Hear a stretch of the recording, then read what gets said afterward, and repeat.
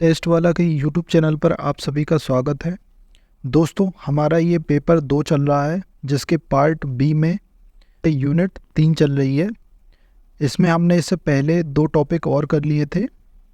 आप चाहें तो हमारी प्लेलिस्ट है पेपर 2 की, उसमें जाके जो बाकी के वीडियो हैं वो देख सकते हैं। ठीक है, आज का हमारा टॉपिक है वर्ण व्यवस्था।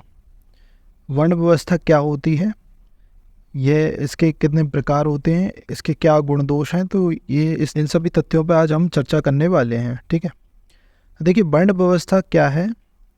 यह वैदिक काल से प्रारंभ हुई है। देखिए ऋग्वेद के स्वमंडल है, उसके पुरुष सूक्त में सबसे पहले आपको वर्ण व्यवस्था के बारे में जानकारी मिलेगी, जिसमें 4 वर्णों में बांटा गया है समाज को: ब्राह्मण, क्षत्रिय, वैश्य और शूद्र। तो इनकी उत्पत्ति के संबंध में भी वहीं से जानकारी मिलती है। और यह जो व्यवस्था थी वह उस समय कर्म आधारित व्यवस्था इसको माना जाता था कि व्यक्ति अपने कर्मों के आधार पर इन वर्णों में रहेगा। ठीक है, तो इस तरीके से वर्ण व्यवस्था का प्रारंभ कहाँ से हुआ है, ये वैदिक जो काल है वहाँ से वर्ण व्यवस्था का प्रारंभ माना गया है। ठीक है, वर्ण जो होता है यह व्र धातु, जो संस्कृत के व्र धातु से बना है, संस्कृत के व्र धातु से यह बना है, जिसका अर्थ होता है चयन करना अथवा चुनना। तो इसमें क्या हम लिख सकते हैं कि जैसे अपनी रुचि, क्षमताओं या आवश्यकताओं के अनुसार व्यक्ति जो व्यवसाय चुनता है वही उसका वर्ण हो जाता है। ठीक है, तो वह उसी वर्ण में कहलाने लगता है। तो ये एक वर्ण व्यवस्था थी जो कि व्यक्ति के कर्म पर आधारित थी। व्यक्ति जो कर्म करता है वह उसी वर्ण में अपने आप को शामिल कर लेता है। ठीक है, तो इस तरीके से वर्ण व्यवस्था का आरंभ होता है। ऐतिहासिक जो प्रारूप है वह हो गया, और इसकी जानकारी मैंने आपको बता दिया कि ऋग्वेद के जो 10वां मंडल है उसके पुरुष सूक्त से सबसे पहले इसकी जानकारी मिलती है। 4 होती हैं वर्ण: ब्राह्मण, क्षत्रिय, वैश्य और शूद्र। ठीक है, प्रारंभ में ये कर्म आधारित थी। उसके बाद जैसे ही उत्तर वैदिक काल आता है तो इसने जन्म आधारित जाति व्यवस्था के रूप में अपने आप को स्थापित कर लिया। अभी क्या है कि वैदिक काल में ये कर्म पर आधारित थी, लेकिन जैसे ही उत्तर वैदिक काल का प्रारंभ हुआ उसके बाद यह जाति आधारित हो गई। व्यक्ति जन्म से ही अलग अलग वर्णों में बांटा जाने लगा। तो उसके कर्म मायने नहीं रखते थे, उसके जन्म, वह किस उसमें जन्म ले रहा है उसके आधार पर उसका जो वर्ण है उसकी निर्धारण होता था। ठीक है, तो इस तरीके से इसमें परिवर्तन आए, इसके नियमों में कठोरता आई। जो वर्ण व्यवस्था है वह आगे चल के जाति व्यवस्था के रूप में परिवर्तित हो गई। तो इस तरीके से आपका ये वर्ण व्यवस्था हो गया। अब नेक्स्ट है इसमें इसकी उत्पत्ति के सिद्धांत। तो देखिए इसके उत्पत्ति के 4 सिद्धांत हैं जो कि मान्य हैं। सबसे पहला है आपका दैवीय सिद्धांत, इसके बाद गुण आधारित सिद्धांत, रंग आधारित सिद्धांत और क्रम आधारित सिद्धांत। तो जो सबसे पहला दैवीय सिद्धांत है ये क्या कहता है, दैवीय सिद्धांत का वर्णन हमें ऋग्वेद में मिलता है। ऋग्वेद के 10वें मंडल के पुरुष सूक्त में इसके बारे में बताया गया है। यहाँ बताया गया है कि जो वर्ण व्यवस्था है उसकी जो उत्पत्ति है वह ईश्वर से हुई है। यह ईश्वरकृत व्यवस्था मानी गई है। ऋग्वेद का जो पुरुष सूक्त है वह बताता है कि वर्णों की जो उत्पत्ति हुई है, ये जो 4 वर्ण हैं इनकी उत्पत्ति ईश्वर से हुई है। ईश्वर के एक विराट उसे ईश्वर को एक विराट पुरुष के रूप में बताया गया है, जिससे इन 4 वर्णों की उत्पत्ति हुई है। ठीक है, तो उसमें सबसे पहले जो ब्राह्मण वर्ण है उसकी उत्पत्ति मुख से हुई है। जो क्षत्रिय वर्ण है वो भुजा से उनकी उत्पत्ति हुई है। जबकि इसके बाद जो वैश्य वर्ण आता है यह इनकी उत्पत्ति पेट से हुई है, जो उदर कहलाता है। ठीक है, इसके बाद जो शूद्र है, शूद्रों की उत्पत्ति पैरों से मानी गई है। ठीक है, तो इस तरीके से ये एक शरीर में से 4 वर्णों की उत्पत्ति मानी गई है। ठीक है, इसके बाद जो आपका दूसरा सिद्धांत है वह है गुण सिद्धांत। ठीक है, तो गुण का सिद्धांत यह आपका गीता में इसके बारे में आपको वर्णन मिलता है। इसमें कहा गया है कि व्यक्ति के गुणों के आधार पर उसके वर्णों को बांटा गया है, ना कि उसके परिवार या वंश के आधार पर। गीता में 3 गुणों का वर्णन मिलता है: सत्वगुण, रजस गुण और तमस गुण। जिसमें देखिए जो सत्वगुण है उसमें क्या हो जाएगा कि जो सात्विक गुणों से युक्त व्यक्ति है, यानी कि जो अच्छे गुण हैं या शुद्धता वाले जो गुण हैं उनसे जो युक्त व्यक्ति है वह ब्राह्मण कहलाएगा आपका। इसके पश्चात जो रजस प्रधान गुणों से युक्त व्यक्ति है वह क्षत्रिय कहलाएगा, तथा जो तमस और रजस और तमस दोनों गुणों से युक्त है वह आपका वैश्य कहलाएगा, और जो तमस गुणों से युक्त है वह आपका शूद्र कहलाएगा। तो इस तरीके से यह गुण आधारित आपकी जो उत्पत्ति का सिद्धांत है वह हो गया। इसके बाद आता है आपका रंग का सिद्धांत। रंग का सिद्धांत, इसका वर्णन भी आपका ऋग्वेद में देखने को मिलता है, साथ ही साथ आपके महाभारत में भी इसका उल्लेख मिलता है। अब देखिए रंग आधारित सिद्धांत में क्या है कि जो व्यक्ति का शरीर का रंग है, जो उसकी त्वचा का रंग है, उसके आधार पर उसके वर्णों को बांटा जाता है। ठीक है, अब देखिए इसमें 4 जो आपके वर्ण हैं उसमें जैसे श्वेत रंग जो है वह ब्राह्मण के लिए, लोहित जो रंग है वह क्षत्रिय के लिए हो जाएगा, पीत रंग जो है वह वैश्य के लिए हो जाएगा, तथा जो काला रंग है वह शूद्र के लिए हो जाएगा। ठीक है, तो इस तरीके से आपके ये रंग आधारित वर्ण व्यवस्था होती है। ठीक है, इसके बाद आता है आपका कर्म आधारित वर्ण व्यवस्था। कर्म आधारित जो वर्ण व्यवस्था है इसका उल्लेख आपके ऋग्वेद और मनुस्मृति में बताया गया है। विभिन्न वर्णों को जो पृथक उनके कार्य हैं, पृथक उनके जो कार्य हैं उनके आधार पर वर्णों में बांटा गया है। ठीक है, अब देखिए इसमें जैसे आपका ब्राह्मण है, तो ब्राह्मण का जो कार्य होता है वह होता है शिक्षा, विद्या अध्ययन, अध्यापन, धार्मिक कर्मकांड, इस तरीके के जो कार्य होंगे उनमें रुचि रखते हैं, वह वर्ण क्या कहलाएगा, आपका ब्राह्मण कहलाएगा। ठीक है, इसके बाद जो आपका क्षत्रिय वर्ण है उसमें आ जाएगा शासन का संचालन करने वाले, समाज और प्रजा की रक्षा करने वाले, ऐसे कार्य जो करते थे वह उनका संबंध क्षत्रिय वर्ण से था। ठीक है, इसके पश्चात आपका जो व्यापार, व्यवसाय, पशुपालन, कृषि आदि जो कार्य करते थे वो आपके वैश्य वर्ण थे। इसके बाद जो आपके शूद्र वर्ण है वह इन तीनों वर्णों की सेवा करने वाला शूद्र वर्ण था। तो इस तरीके से ये उत्पत्ति के आधार पर आपका वर्ण व्यवस्था आपकी कंप्लीट होती है। ठीक है, तो ये देखिए आपका 5 मार्कर में क्वेश्चन यहाँ से बन सकता है।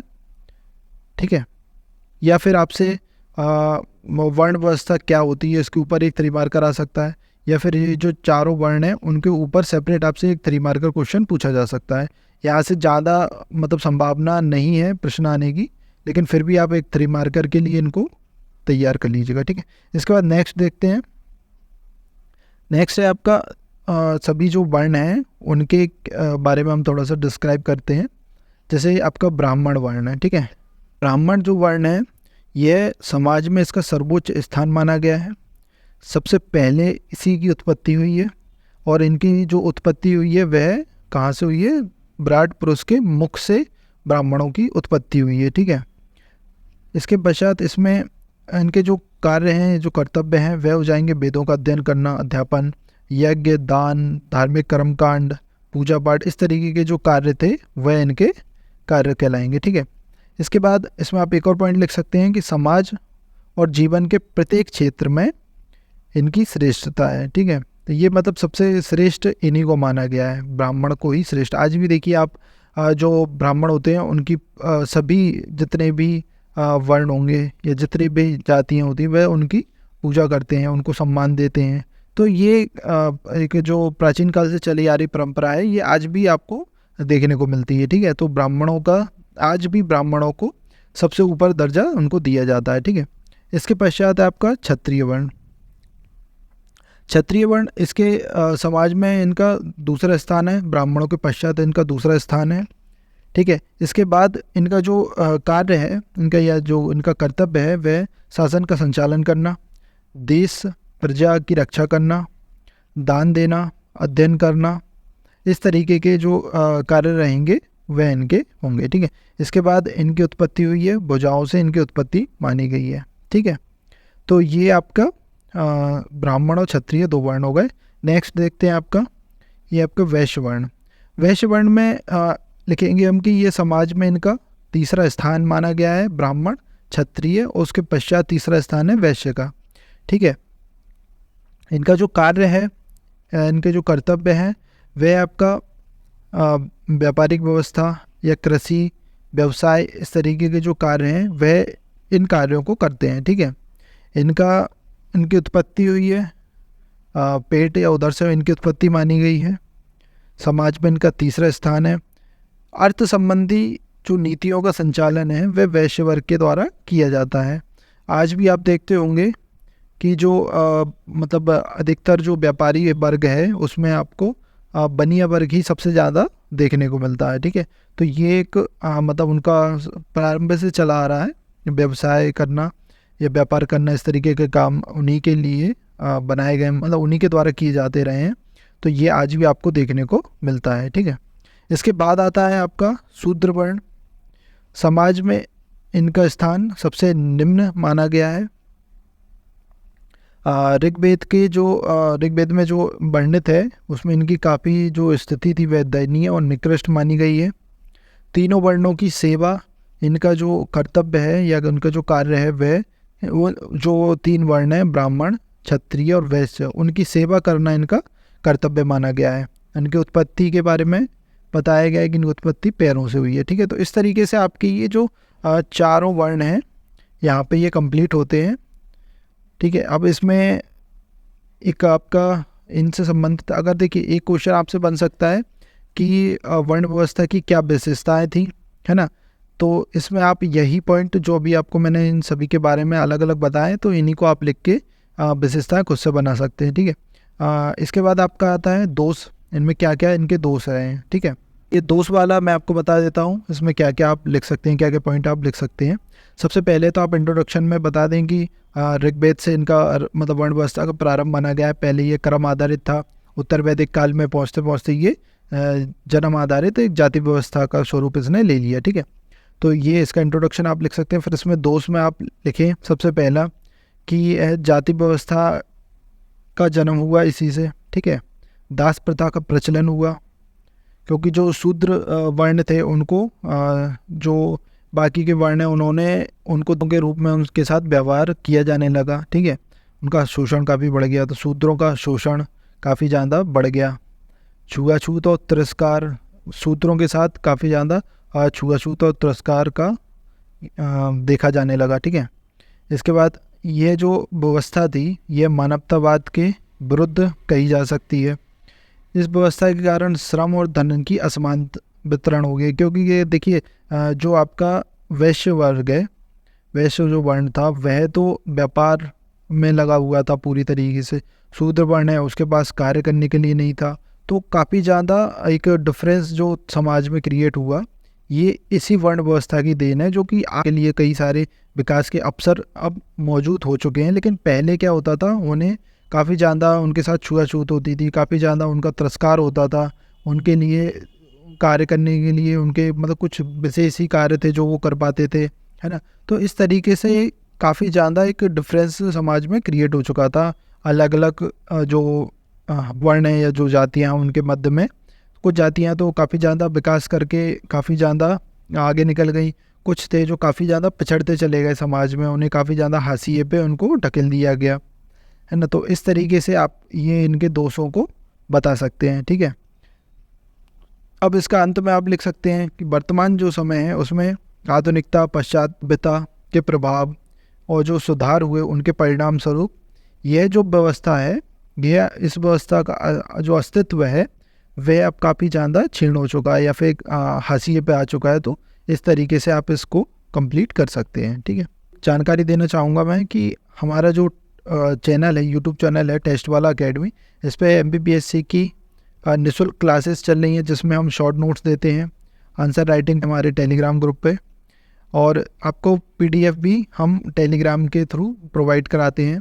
तो जो भी आपके फ्रेंड्स हैं जो मुख्य परीक्षा की तैयारी करना चाह रहे हैं या फिर उनके पास रिसोर्स नहीं है, कोचिंग नहीं जा पा रहे हैं और उन्हें समझ में नहीं आ रहा है कैसे शॉर्ट नोट्स बनाने हैं, किस तरीके से 6 जो पेपर हैं उनकी तैयारी करनी है, तो वो हमारे यूट्यूब चैनल पर हमने 6 सब्जेक्ट हैं उनके सभी के लिए हमने सेपरेट प्लेलिस्ट बना दी है। आप उन प्लेलिस्ट में जाके उस सब्जेक्ट का जो भी वीडियो है उनको देख सकते हैं। इसी के साथ आज का यह वीडियो कंप्लीट होता है। अगर आपको वीडियो पसंद आया तो इसे लाइक कीजिए, आपके जितने भी फ्रेंड्स हैं उनके साथ वीडियो को शेयर कीजिए और हमारे चैनल को सब्सक्राइब करना ना भूलें। अगर आपको कोई भी जानकारी चाहिए या आप कुछ भी सुझाव देना चाहते हैं तो वह आप हमें कमेंट्स में बता सकते हैं। हम जो आपके जो भी कमेंट्स आते हैं वह हम प्रॉपर सभी कमेंट्स को पढ़ते हैं और उनका रिप्लाई करने की कोशिश करते हैं। धन्यवाद।